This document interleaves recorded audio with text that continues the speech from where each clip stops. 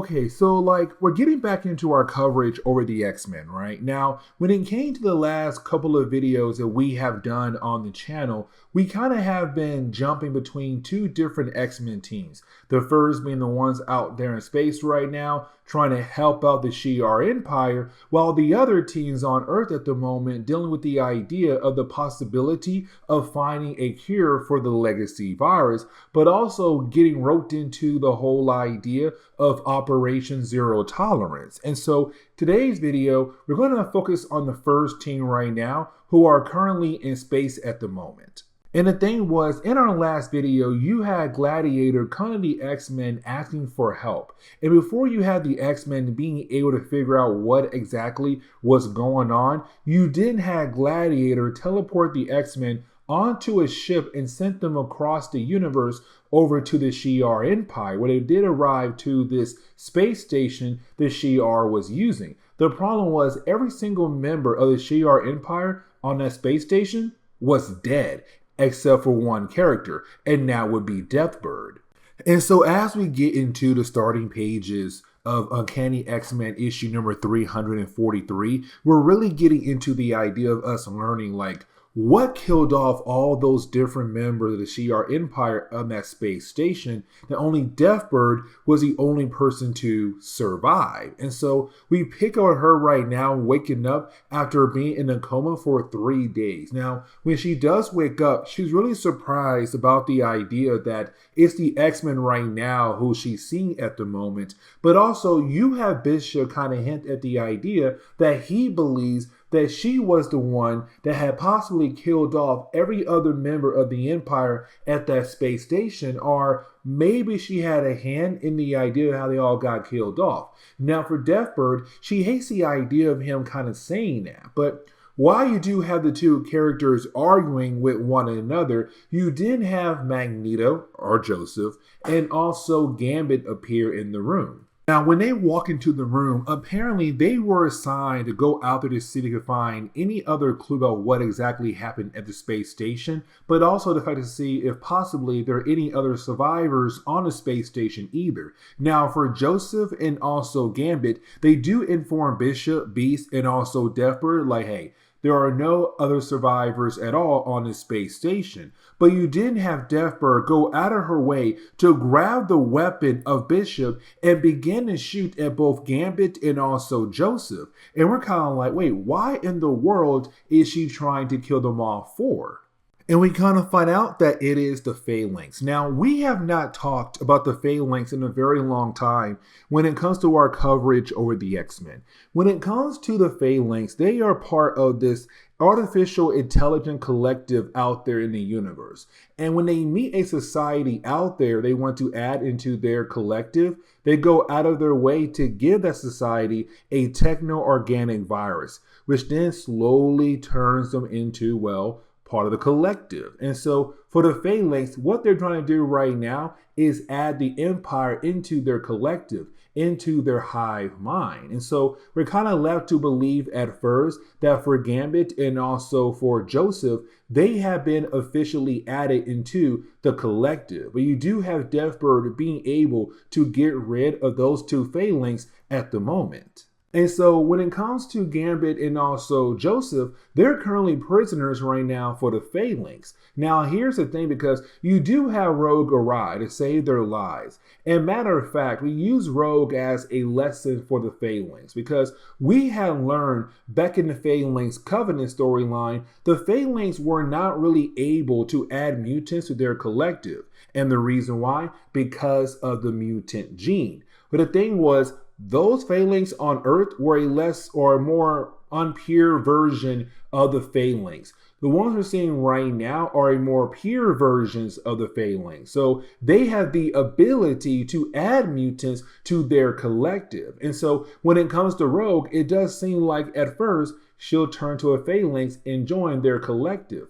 But you didn't have Gambit and also Joseph, really more Gambit, go out of their way to save Rogue. Now, when they do that, you didn't have Rogue say, listen, with me being partially connected to the Phalanx for a short period of time, I now know what they want to do right now to the Shi'ar Empire, and what they have planned for the Earth down the road as well. Now, as we do switch back over to Earth, we're also being reminded that, hey, Operation Zero Tolerance is coming up very soon. And the reason why, because we have to remember, when it came to our coverage over Generation X, we saw Bastion being able to get his hands on Jubilee. And so right now, with her being there, we're getting reminded that, yeah, she's his prisoner for his big plan for Operation Zero Tolerance.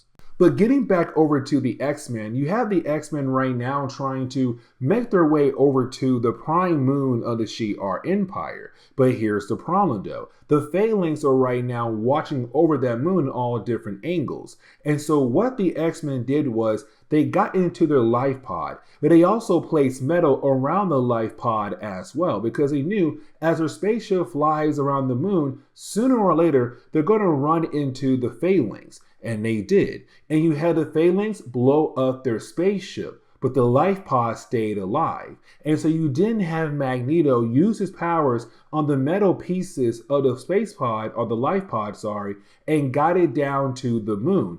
And of course, arrived at the space station that was placed on the moon by the Shi'ar Empire. And so their main goal right now is to do two things. One, find Alondra, but also find a way to bring down the Phalanx to save the Shi'ar Empire. Now, as we do switch over to the next chapter, we see that Lilandra is currently a prisoner for the Phalanx at the moment, and they kind of realize that she's not going to give up that easily, but they do believe that they're on the verge of killing off the entire Shi'ar Empire. Remember, the Shi'ar Empire is made of all these different races and different planets and like different galaxies, but now it does seem like the entire empire might crumble in a matter of a few hours by the hands of the Phalanx. Now, while you had her being tortured, you had the X-Men watch from a distance. Now, with the X-Men watching from a distance, it's really more of the X-Men trying to figure out, like, what is the Phalanx truly up to? Like, yes, we do know they're trying to bring down an entire empire, but there has to be something else. And so you have Deathbird realize that the Phalanx, they want to add the children into their collective, the children who have not been born yet, because those children will become part of the royal family. And so with Beast, he does have a plan to hopefully bring down the Phalanx. But for Rogue, she wants to know if Beast will be okay with two less people working with him on this plan, because her main goal now is to send Bishop and also Deathbird to stop the Phalanx getting their hands on the children who have not been born yet. But now we have to switch over to Bastion and also Senator Kelly. Now, for these two guys, they have been working behind the scenes when it comes to the idea of trying to find a way to control the mutant race. Here comes the problem with that, because their main goal was to just control the mutant race, but they have begun working with Bastion, who's not trying to control the mutant race. He's trying to wipe out the mutant race. And so right now, for these two characters, they kind of realize that with them kind of making sure the government will turn their backs on the idea of Bastion's operation, that now innocent mutants are most likely not going to get arrested, but most likely be killed off by Bastion and his army. Now, I do want to shift back over to Bishop and also Deathbird, and here's the reason why, because this section right here kind of shows that these two characters might actually get together down the road. And the reason why I'm saying that, because you have these two characters at the moment being able to arrive at the nest. Of course, the area right now that's holding on to all the unborn children. But the thing is, while you do have Bishop taking the beauty of the nest, he also sees that Deathbird has an injury that could possibly kill her. We also see the two of them being able to see that they're both strong warriors, and they also kind of have huge amount of respect for one another. But again, it also seems like these two characters might get together as well. Now, we do switch back over to the rest of the X-Men as they're trying to help Beast get through his plan. The problem is that for Joseph, while he's watching different members of the Shi'ar Empire be tortured by the Phalanx, he begins to remember things about the Holocaust. Now remember, when it came to Joseph, or Magneto, when he had appeared out of nowhere, he claimed to be, not he didn't claim, other folks claimed that he was Magneto. But when it came to Joseph, he woke up one day, had everyone tell him that he was Magneto, and tried their best to tell him different things about his past. But the problem was he could not remember his past. But it's now Joseph being able to begin the process of remembering things from his past, like the idea of the Holocaust. And so he gets so upset that he forgets about Beast's plan and begins to just attack the Shi'ar Empire. Sorry, begins to attack the Phalanx. And I kind of hate how the story kind of got wrapped up very quickly here, because once you do have Bishop and Deathbird being able to reunite with the rest of the team, we see that Beast's plan has supposedly worked and neutralized all the different Phalanx in the Shi'ar Empire. So just like that, the X-Men has saved the Empire and the day is saved. Like literally got wrapped up in like 4 or 5 more pages, and that was it. Now, we're going to cover one more issue when it comes to Uncanny X-Men. But as we enter the next chapter of the storyline, we have to switch over to Guatemala. Now, here's the thing, because I did have a few people out there kind of like wanted me to sit down and talk about a certain character. And really, this character's first appearance is this issue right here. But we do pick up with Maria. Now, Maria is a character we saw in the earlier parts of our coverage over the X-Men. Matter of fact, she was the one who found Joseph when he first woke up and took him in. And the thing is, she's right now being followed by some metal-like creature who wants to know if she knows where Joseph could possibly be at. But now this metal creature is defeated by this new character who, again, I had some folks out there wanting to sit down and talk more about him, and that would be Maggot. Now, unfortunately, we don't get the chance to learn much about Maggot in the opening pages of the storyline. The only we do know is that he's right now trying to find Joseph, and that's really it. But now we switch over to Joseph and the rest of the X-Men who are currently still in space. Now for Joseph, it's also him getting very upset about the idea of, well, how the Shi'ar Empire is celebrating the fact that they were able to get rid of the Phalanx. And the reason why he's upset by it, because for him, he kind of feels like they're just moving on, but not really trying to give the fallen people of their empire the respect they deserve. Because for Magneto, he's right now having flashbacks of the Holocaust, just playing his mind over and over again, and knowing that for some families in the empire right now, they have lost their wives, their fathers, their brothers, sisters, cousins, whatever. And the thing is, for some folks, that's all they have. But for the Empire, they're kind of like, well, they died, let's go ahead and move on. But it's also Rogue realizing that for Joseph, he's now want to know more about his past and what made him become Magneto to become one of the most worst enemies for the X-Men.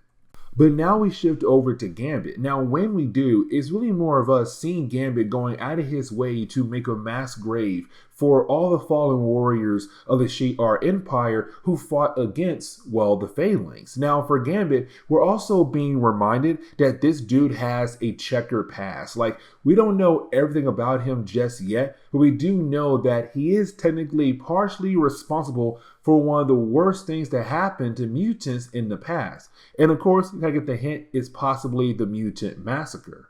Now we do shift over to Beast and also Trish Tilby. Now for Beast and Trish, they kind of been in a relationship for a while, but for Beast, it does seem like he wants to go ahead and take it to the next level, which I thought meant like, you know, married, engagement. I don't know, but it's really more the idea of just saying, I love you. And for Beast, he can say it. But for her, she's kind of like not really able to say it to him. She knows she does, but she can't say it to him. But it's also the fact that for Beast, he wants to make sure that when they get back to Earth, they don't go their separate ways again. Because for Trish and Beast, they always get together, then something happens, and then like they go their separate ways, and then a few issues later, they're back together again as a couple. And so for Beast, kind of hoping that they'll be able to continue on with their relationship.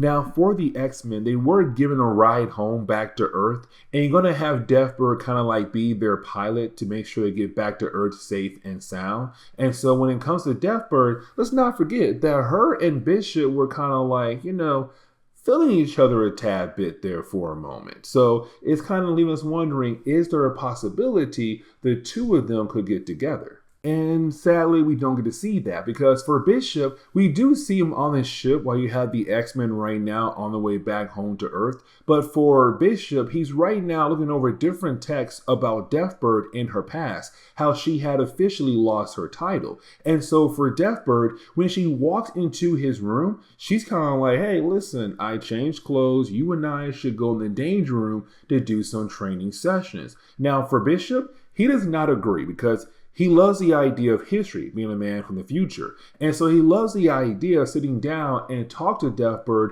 about her past, about the idea of how she lost her title, how she lost her official name. But for Deathbird, she does not want to do that at all because to her, the past is the past. But for Bishop, he says, but the past is there for us to learn so that we won't be able to repeat it again in the future. And so those words said to her kind of brings the two characters closer. But to close on this video and kind of leave us on a cliffhanger, unfortunately, we do pick up with our heroes right now and trying to make their way back over to Earth still. But then out of nowhere, this massive ship appears. Now, for Deathbird, she kind of realized that this ship is heading towards the Earth. And also you have our heroes realize it's trying to use the same gate they used earlier to be able to travel faster, light years faster, across the universe to reach the Earth.